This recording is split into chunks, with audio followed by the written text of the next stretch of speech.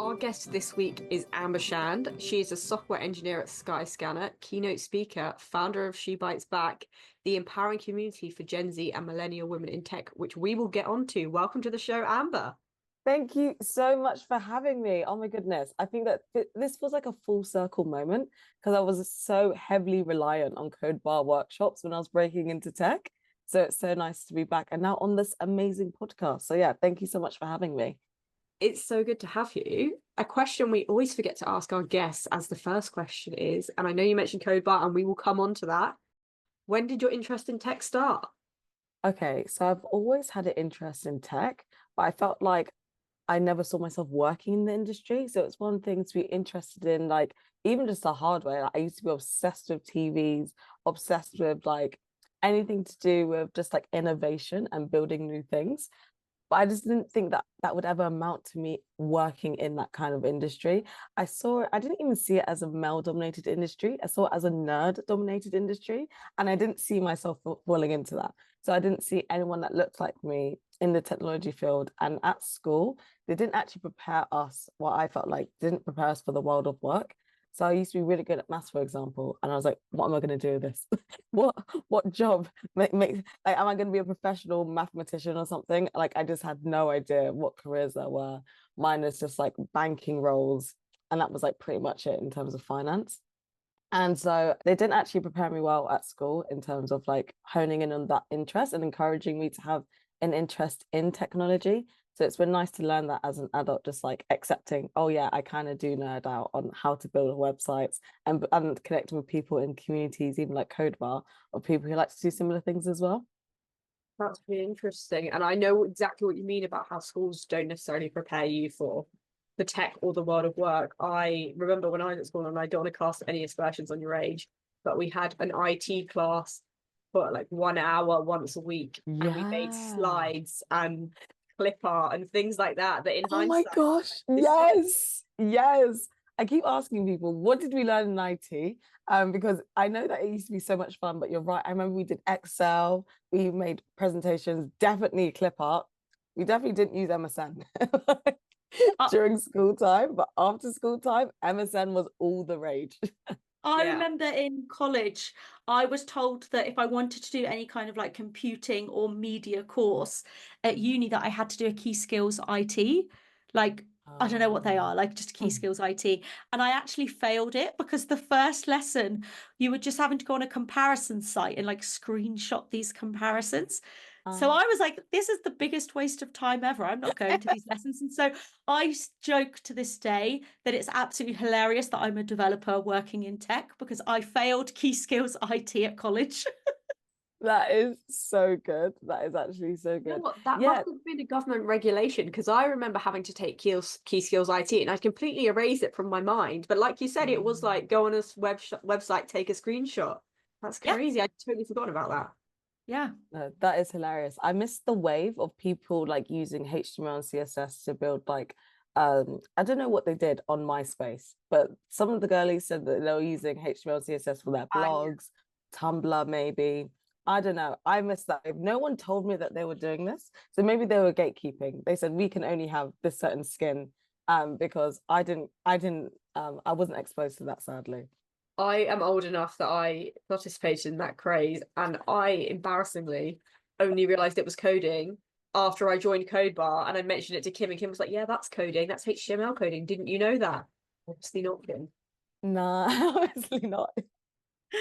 And I think it's really important what you said about schools giving you, like, showing you those opportunities, because it does make me sad when I think how many like kids are there in school with these like Yeah. really strong skills that aren't explored actually that much. You know, I have it with nieces and nephews. You know, I've got 7 nieces and nephews ranging from 3 now to 21, you know, and I've seen them go through school. You know, I've got 2 at the moment in secondary school. And it is really sad when, you know, they have these really strong skills, but they're not encouraged or they're not pushed to say, actually, let's dive deep into the fact that, like, yes, you're a chatterbox. This is my example. This was the thing I always got in school. That was like, you Same. talk too much, Kim, like go sit at the back. Like, and obviously, yes, it was disruptive to some people, but actually it's like, well, actually, why don't we put this person in theatre, drama? Like, this person obviously has energy that needs to get out, but I feel like often it's squashed and not explored Yeah. much, which actually, when I think about it, is really sad. Yeah, it is sad. Like the lack of freedom of expression in school, but also feeling completely ignored if you're not super talented or super bad. Like when Yeah, you're and just in the middle, it's just like so easy just to be like, oh, okay, they're all right. They may be a box, but there was just no intentionality. Do you know what I used to be obsessed with? That show, Waterloo Road. Because I was like, oh the yeah, teachers really care, like they really know, like they just had a deep understanding of their students. And I remember thinking how much I wanted to be seen in that same way by one of my teachers, like someone that would just see me and be like, and help me or encourage me to, I don't know, step into what you even said, like maybe Amber should go into theatre or drama because she loves to speak. And it translates that now I do so many keynote speaking engagements because I've always loved to speak. I've always loved to research and just share any information that I have. But that was just never encouraged or seen as an option for me. yeah, it's perfect. I think, yeah, I wish more teachers did it. I remember there was a moment for me in secondary school where one of my teachers obviously saw that like this person has energy. And then they put me into this like public speaking competition. And it was actually the first time a teacher had ever said, like, let's start utilizing these skills rather than just like shut this person up. And you had to Nice. do like this 15-minute talk on, and it could be on any subject that you wanted. And it was the first time ever I'd had a teacher say like, actually, let's like utilize these skills rather than just like always trying to shut her Oh, up, because I had it wow. all throughout school. She just talks too much. Yeah. So I want to take you back. Can you remember the moment you realized, okay, tech could be a career for me? Was there a pivotal moment? Did something happen? Of course. So it was 2018 and I lived my best life in Madrid. I was actually doing an internship in mergers and acquisitions because remember, I was studying economics and accounting. So I figured that I need to do an internship in finance because I want to get a finance graduate role. But when I did that internship, I was just like, goodness gracious. Sorry to the finance people, but the finance world in a finance role was not for me. I just felt like it was very corporate. I didn't enjoy it. And I felt like I'd get bad karma from working in mergers and acquisitions, quite frankly. And one of my friends, he was actually studying computer science. And I was like, oh, that looks really hard. He was doing Java. And I was like, it's like, I just don't even know what you're doing. I can't comprehend what you're doing. But I remember someone else that we were on an internship with was asking him to learn how to code. And I was like, oh, okay. So people are like learning how to code from non-technical backgrounds, I guess. And when I visited him in University of Virginia, there was like a whole bunch of like computer science undergrads. And I was speaking to them at this sorority party and they were like, yeah, I'm gonna get a job at Google, Facebook, and all these places. And they were like, yeah, I'm gonna be on 100K. I said, how much? Okay, okay. I was like, maybe we should take this coding thing a bit seriously because I was like, damn, okay. So the people are making money. And remember, with my finance background, I'm thinking I'm gonna work at EY, KPMG, like the big like consultancy firms. And so I was like, Facebook seems like a vibe at the time. And Google seemed like a vibe. I said, okay, I can be with the tech people. And when I got back, when I landed in London again, that's when I signed up to Code First Girls. They're free coding courses because I felt like I needed in person. I knew that if I got bored virtually, I would just have no accountability. So I needed to be in person. And also, it was a great way for me to test out whether I could actually learn the skill and have a flavor for what the job role actually entails. Because I remember looking up software engineer, and even to this day, software engineer is one job title, but there's so many different responsibilities. So front end, back end, full stack, and I wasn't too sure of where I wanted to fit in there. So Code First Girls was definitely my first point. So when I did Code First Girls, I was like, oh my goodness, web development, this will be so much fun because I'm a very visual person and I've always been obsessed with websites. Even to this day, when I go on a website, I just appreciate just the visual aspects, user experience, and things like that. So I was very excited. HTML, CSS, JavaScript. And at the end of the course, I was literally convinced that I could get an internship as a web developer. Humbled was the word because when I applied for those internships, they were saying things like need to have X skills. And I don't think React was the buzzword at the time. I'm not sure what it was, but it was definitely like gatekeeping. You need to have this experience. Why didn't you study a computer science degree? And I was like, oh my goodness, goodness, maybe I need to learn some more. And I remember when I applied for one of my roles, because I was like, oh, okay, I could apply for a graduate role now. I've done this one course in HTML and CSS. It was like, oh yeah, can you sort this like binary search tree? And I was like, no, I can no. Let's do level 2. let's do level 2 of the course when I did Python, and that wasn't when I was first introduced to an API. And I just remember it was just so complicated. I think the way that the lessons were structured, I just did not think I was going to get through it. And I thought to myself, oh my goodness, maybe this web development thing isn't for me. And somehow by some miracle at the end, we built like a really solid web application. And I was thinking to myself, oh, okay, this is quite confusing, because it was interesting because most of the women on the course weren't actually looking to pivot into a tech role. So I was like, what are we doing here? Like, what? Because I wanted some motivation, like, okay, let's all go together to apply for a tech role. And I was like, no, we're kind of here just to learn this new skill. So I was just, where are my people? And I ended up going back to university. And when I finished university, remember in economics and accounting, I went back in 2019. And so the year that I was graduating, 2020, yeah. There was a Thinking about that, pandemic. honestly, 2020 was probably one of the worst years of my life for loads of reasons, but particularly because it was just so hard, because I felt like I was 2 years behind everyone. I went to university later than my peers, and then I took a year out just because I was so confused about what I was going to do with my life after I decided to pivot into technology. And so it was like, oh my goodness, I'm graduating 2 years late. There's a pandemic. I'm getting all these rejection emails saying jobs freezing, and obviously the confusion that I don't study economics, that I don't study computer science. And I was just like, oh my goodness. It felt like bad karma. I don't know why I was so obsessed with karma at this point. this like period of my life, I was obsessed with karma, and I was like, it just feels like I've just got bad karma. I can't believe I graduated during this time. I'm never gonna get anywhere. I was applying for sales roles. I'm sure I had like 4 years of sales experience at this time, because I've been working from like the age of 16 in retail sales. So like, sales, something I can do. Come on. I was getting rejected from those roles. The roles I was actually studying and qualified to do. And that was definitely just so demotivating. But I felt like I had my like wallow period, because I appreciated that at least my third year exams, open book, baby, and I had the textbook. What can I say? That felt like a very good time to be alive. So I was like, you know what, I'm gonna smash this. Like my grade was already guaranteed, because they said that you can't get below whatever average, however you calculated it. So I got my 2-1 in the bag. I said, all right, let me semi-chill here.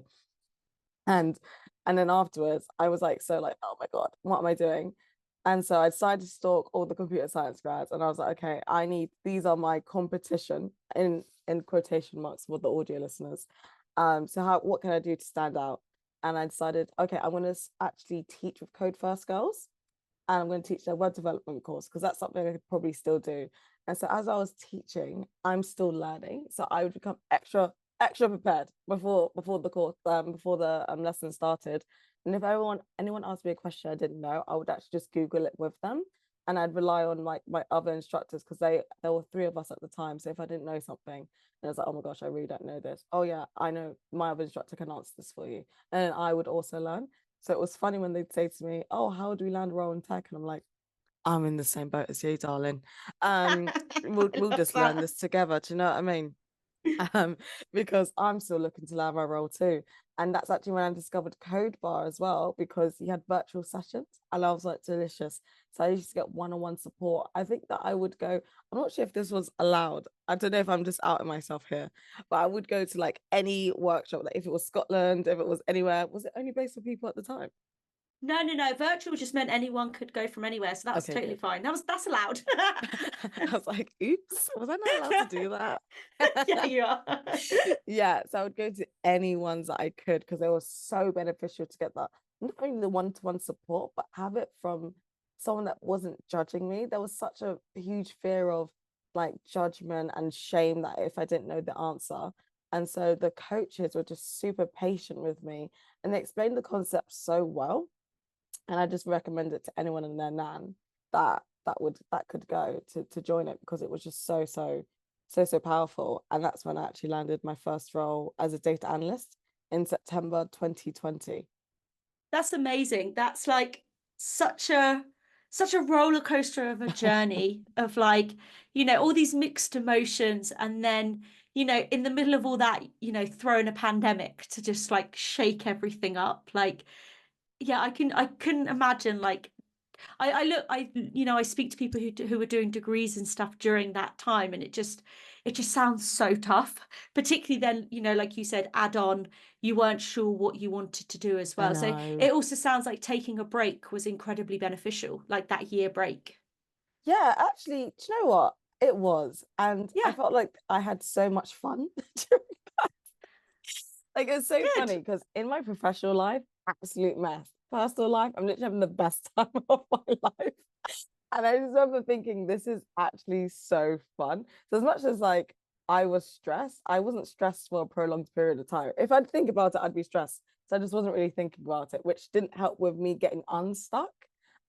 Which was really funny because whenever I talk about it now, I act like, oh my gosh, I was feeling that way, but like I was actually having a really, really fun time in 2018 That's for good. the data analyst role, because it was in a biotech company.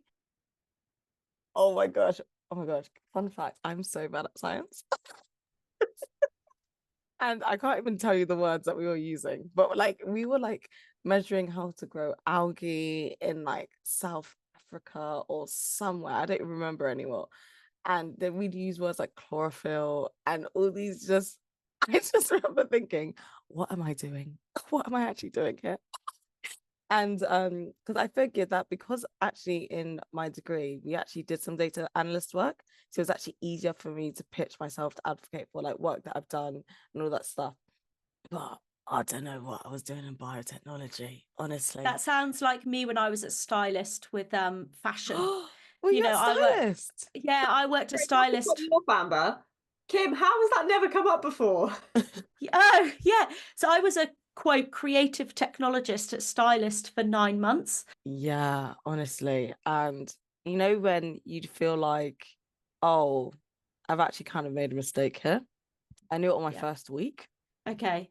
and I felt so ashamed because how have I worked this hard? I got this job, and I just know straight away it's just not the one for me.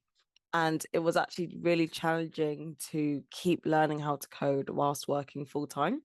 That was really hard. But I just knew it had to be done because I just couldn't stay. You know, when it's like I actually can't stay in this role, and I Yeah. have too much shame to leave this role, and so I just need to. I actually ended up applying for Sky Get into Tech scheme because it was an evening course. It was like on Tuesdays and Thursdays. I was like, delicious evenings, great. And I actually couldn't afford to do, because I wanted to do a makers boot camp. I actually wanted to do makers, but I couldn't afford it. And also, I knew that I didn't want to do it virtually because of the kind of personality that I have. I would just be distracted by something. I didn't want to look at I was getting really bad Zoom fatigue. Do you remember that used to be a thing? Now we're just used Yeah. to the fatigue. But like the Zoom fatigue was so strong, and I just knew that I would just end up burning myself out or just feeling too stressed. Or if it was too fast paced, because I like a fast pace. But if it was too fast paced, like, and it was virtual, that combination, it just wouldn't have worked for me. But I would have if I could have afforded it. So Sky Games Tech was the best thing. So I could still work and also learn how to code in the evenings. And that started in, so okay, I'm trying to think of the date. So 2020, I get this job. 2021 is when like I apply for Sky Games Tech, and that's when I start in like January, February. And not even 2 weeks in, I get my first offer as a junior software engineer at AMEX, which was very exciting. So I was like, oh, okay, I'm still doing this course, but I'm still learning how to code because the role started in September, and it was like Feb at this point. So I was like, okay, great. Like at least I've got a guaranteed role. I'm learning how to code and building this community, as in like my network of like other women in tech looking to break in. And that was really, really, really powerful. And just using that time just to connect with others and like seek mentorship, especially during the lockdowns, because babes, no one had a life. So when I No. was messaging anyone, I said, "Oh yeah," they'd be like, "Yeah, I ain't doing anything." I said, "Great use of time. Let's let's have some kind of one-to-one and whatnot." And which was really helpful because I got to connect to so many tech seniors, and I do interview practice with them. I actually paid someone to do pairing sessions with me. I don't remember when that was, but yeah, I remember I actually paid someone, and it was so good to have those pairing sessions. I was like, this is actually transformational. It really helped me with my interview skills. I don't think I would have landed that role if I hadn't done the pairing sessions with him. Oh, wow. So what made you decide to pay someone to do these pairing skills with you? Do you know what? I felt like guilty because I appreciate some people working full time, and I was asking a lot and I needed a lot. Right, okay. And I just felt like, do you know what? I actually need to put my money where my mouth is and invest in one-to-one support. Yeah, that Yeah. makes sense. Because you can That only makes ask so much of someone that's working full time. Like, I know that there's like a global pandemic and we're all locked up, but like, come on, have some decorum here. And so I just needed someone who I needed to pay to be invested in me. And Yeah, and I just guess go, then it's also if there's an exchange of money, there is actually then the commitment from that person as well yeah, to help you. yeah, exactly that. Exactly that. And like, and I appreciated that loads of people were in my position and it was really shit. That's, oh, can I swear? Yeah, you can swear. Okay, it was so shit at the time. So there was like 250 applicants for 3 roles, Yeah, especially for junior roles. And so I'd rely on codebar jobs more, like, give me something. And you always did, but I never got it. yeah. Um, so yeah, and so I needed that one-to-one support to really help me to stand out, to build up my technical skills and also to build up my confidence. Like when it came to, because it felt very scary pairing, especially in the interview format, because they clearly know the answer and I'm sharing how I'd solve it and all these things. So yes, that was really, really helpful in me making that transition. And then moving on to the interview process, because, particularly coming, into tech, it's a really different process. There can be multiple rounds, there can be tech tests. How did you find the interview process for that first job?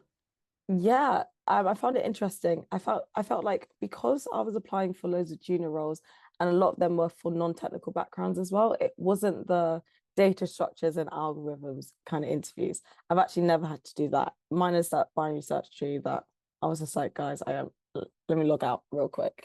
Um, I felt like they were pretty straightforward. I used to use Code Wars a lot. I used to be obsessed with Code Wars, and that helped me to build up, like it helped me to practice on those kind of like coding challenges, but also seeing other people's solutions. It taught me how to optimize and not just be too fancy. Like it has to be readable. I used to go to a makers pair programming sessions. This is what I mean. I signed up to everything. It's so hard to keep up. I signed up to literally anything that I could. I was there. Makers used to do like a free pair programming session in the evenings. I used to go to that, and they, because the coach would actually first run through the thinking behind solving these kind of problems, and then we'd go off and pair into it. And having loads of people virtually to work with in this capacity was amazing. It's actually how I connected with one of my friends, Kashana. I met her at one of these events, and we would meet up like every day for like hours just pairing together, and she was better than me, which is great. It was great for me because she teach me, and it was great for her because she got to explain, and working on her explanations helped her when she was looking for roles as well. But just saying in my interviews, so in the advocate for myself, it's about, I'm doing these pair programming challenges. I've done this course. I've taught other women how to code, like, and those kind of things. When it came to the interviewing for those coding challenges, it was running through the logic behind it and like how I came to solve like each aspect of whatever that coding problem. But some interviews would be very much like, here are some coding challenges, fix it, like solve it, and then submit. Some of it would be pair programming. And so it was definitely very different, but I learned a lot from each. My hands down worst interview was with my dream company, Spotify. It was for a front end. No, it was my fault. They were lovely. So it was for a front end like internship, right? Or something like that. And I had a contact at Spotify and I was, yeah, I'm going to apply for Spotify. And she's like, yeah, it'll be great. Your first interview will probably be a get to know you kind of thing. So I said, great. they can get to know me. I already know them. I've done all my research. I'm very prepared. So for that first interview, I had not prepared anything beyond this. So when we get on the call and they're doing their niceties, they're wrapping it up quickly. I'm thinking, baby, we're only just starting. Like, there's no need to rush. And and then they're like, oh, we're going to walk through this coding problem together. I gagged. What? I gagged. I said, Yeah. goodness gracious. They presented me with an API. I had to display some text on a screen. Couldn't do it at the time. What was annoying was the fact that it was actually it was such an easy task that I just knew a few months later because I hadn't actually done that much front end development. I was kind of more focused on Python and Ruby. And it was just the most painful experience because I didn't know how to do it at all. Right. And the guy is being so nice about it. And he's basically teaching me as we go. And I'm just so gagged the entire time. Like, oh my gosh, how could Yeah. I have done this? This is so embarrassing. I was actually going to turn off my Wi-Fi, but I was scared that if I did that, I'd be more memorable. So I was just trying to work out in my Oh. head, am I going to be more memorable if I turn off my Wi-Fi? Or should I just keep going through this and then like he'll eventually forget about me because I literally wanted the world, the ground to swallow me up. It was just so cringe. It was so embarrassing. I had to go through so many just cringe interview experiences because I was starting before I was ready. The best way to know what interview is like is probably to go on YouTube and see those mock interviews. But me, I decided, let me learn the hard way and let me just apply for things before I was ready. And the consequence was that like doing Yeah. doing stuff like that, but it was a great learning experience because I knew what people needed. But yeah, I was screaming about that interview for months. But it sounds like you were told that was a get to know round, which I wouldn't have prepared anything technical for that round if I was Literally, told that. literally, it was too much. It was too much. That whole Yeah. experience. Yeah, the interviewing process. I mean, Phoebe, I don't know what the law interview process is like, but in tech, it can be some companies are good, some companies are bad. People have horror stories, sometimes people have dream situations. Yeah, it's a bit all over the place. So legal interviews, I'm just getting flashbacks to the worst interviews I've ever had, and they are very like, oh my God. And yeah, I can think of questions that at the time I was asked and I didn't know the answer. And now looking back, I can clearly see what they were trying to get me to say. But it's just, Yeah. and I think you just have to chalk it up to experience and try and not think about it because you're not going to do yourself any favors. But I'm aware that's easier said than done. So now I want to talk about She Bytes Back. Yeah. Phoebe mentioned it at the beginning, and I think, you know, I remember meeting you before She Bytes Back happened, and now it's this amazing event with events like with like 100+ people. Can you talk us through exactly what it is and also why you decided to start them? Okay, I'll talk about why I wanted to start them. So once we landed our first roles in tech, I'm leading into this community of women in tech, and we all transitioned at a similar time, and we're all going through very, very similar problems. The first thing was not knowing how much we should have known. The learning curve was so humbling. It's one thing to do our cheeky, little HTML, CSS, like hotels website.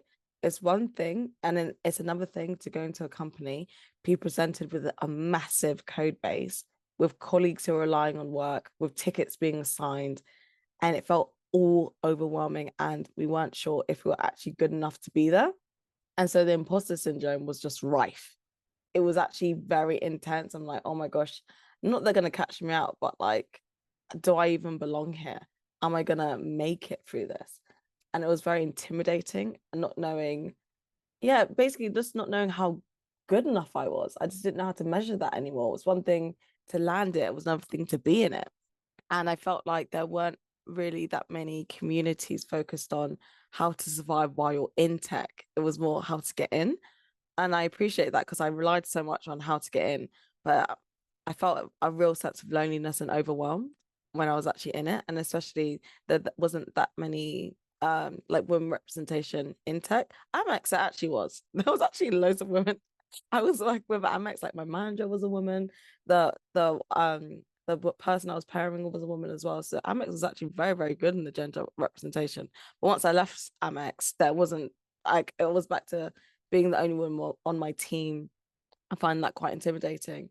And so it was actually this year I decided, okay, we're going to do loads of virtual events to connect because I was feeling very lonely earlier this year, so 2024. And so the virtual events were happening. So I was doing my Start Before You're Ready talks and like all my empowering webinars. And then the girls said, we want to connect in person. I said, I don't even celebrate my birthday, baby. Like, I didn't celebrate my birthday. And I remember seeing on LinkedIn a venue saying that, oh, we can buy the venue for free. And I was like, do you know what? I'll just contact these people and hopefully they just won't respond.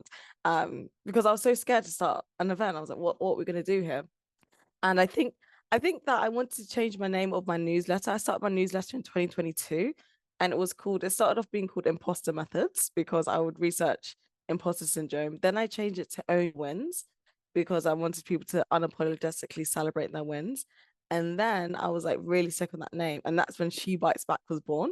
So it was literally just the change of my newsletter name, right? And I remember I came up with She Bytes Back literally about at 2 a.m. I was with my boyfriend. I woke him up like, oh my God, I finally came up with the name because I remember I was in St. Lucia and someone messaged me like, oh, can I get the Instagram for Own Your Wins? I have the domain. They had ownyourwins.com. And I was like, do you know what? I need to change the name. Because I didn't plan to actually have I just had when you just reserve a username for something that you may use in the future. Yeah. And so I wasn't actually planning anything. But when I got that message, I was like, you know what? I need to change the name. And then that's when She Bytes Back was born. Maybe about 8 weeks after that happened. But I remember being so stressed, like, I need to have a new name now. And yeah, so when it came to the in-person events, I reached out to that venue and they were like, oh, we'd love to host you. And I was like, oh, great. Like, and I remember I didn't respond to the email because I was just so overwhelmed. They emailed me again saying, hey, like we sent you an email. And I'm like, do you know what? Okay, fine. Let's make this happen. And that was really good because it was intimidating. Obviously, I was scared that no one would come. I think we had like over 50 people that came, which was exciting. We had a public speaking coach speaking about how to land paid public speaking gigs, and we had two representatives speaking about how to run their own hackathon and also how to deal with when you have more responsibilities at work. And so when I did that event, I was like, we've peaked and it's over. It's a one and done kind of shop, you know. We peaked. It's over. It's never going to be as good as this again. But then no, it was fine because I decided we're just going to do it bi-monthly, and so yeah, it's been really, really fulfilling. Yeah, I see on socials and LinkedIn and stuff just after one's happened, and everything is like so positive, and it sounds like such an inclusive and welcoming and friendly space. And I also think it, exactly like you said, like it is so important, us included. We can often focus so much on helping people get the job, but then there are so many stats about people leaving once they're in tech, 2-3 years. So I remember we did a series last year, and it was like, what happens in that first year? Like, you work so hard to get that job, then what happens? Like, Yeah. and it's exactly, you hit the nail on the head, which is like, those are the people then that are often forgotten. So we did 3 events actually. It was getting the first job, year 1, then year 2 and up. And it was just Yeah. really interesting getting those perspectives because, yeah, like I said, you're totally right that we often focus so much on helping people get the job, but actually what happens once they've got it? Like, that's the part that then you're like, oh shit, now what happens? And also, Yeah. you work so hard, people, when you have these big goals, a big goal of transitioning career, you spend so much time focusing on that you then, once you have it and you've got it, you go, oh crap, like it's happened. Now what do I do? I know. Find it really interesting what you said about how lots of women leave tech before 35. So coming at this from a legal perspective, we have exactly the same problem. It's pretty much parity, male, female doing law degrees, pretty much parity at the bottom of the profession. But people are in their roles for 5 years, 10 years, and people leave the profession.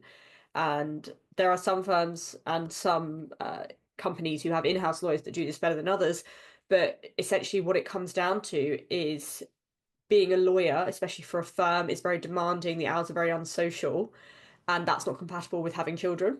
And the problem with law is it's not really, it's very difficult to drop in and out because you have to maintain your practicing certificate, and that, you know, you have to show you've continued your CPD hours and all this other kind of stuff. So it's, I don't know, it's disheartening in one hand to know that that's the case in other areas, but it's also good to know that it's not just law, it's other areas, and good to know that people in law and in tech are taking notice, because I think it might get worse before it gets better. Yeah, 100%. I think the stat is 50% of women leave the tech industry by the age of 35. And it's just like, this actually just is not good enough.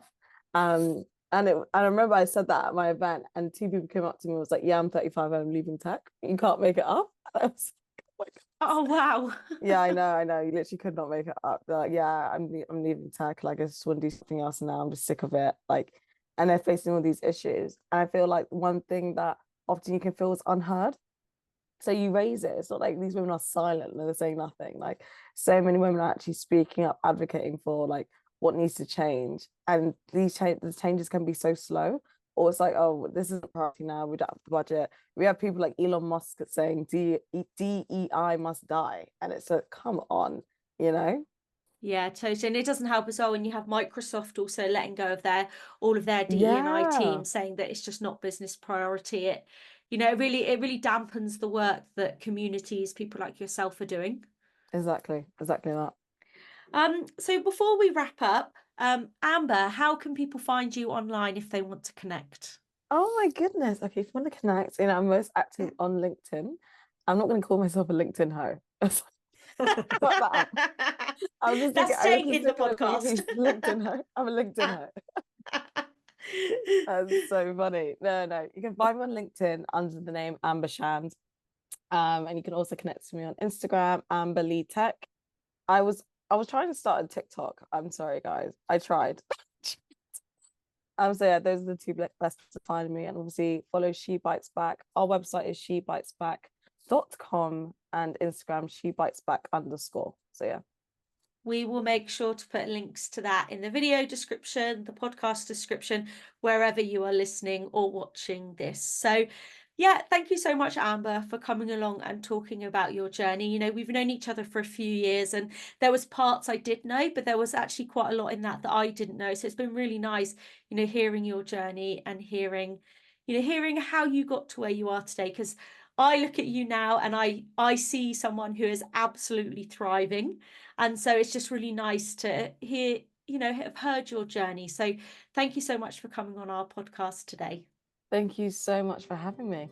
Thanks so much, Amber. It was a pleasure.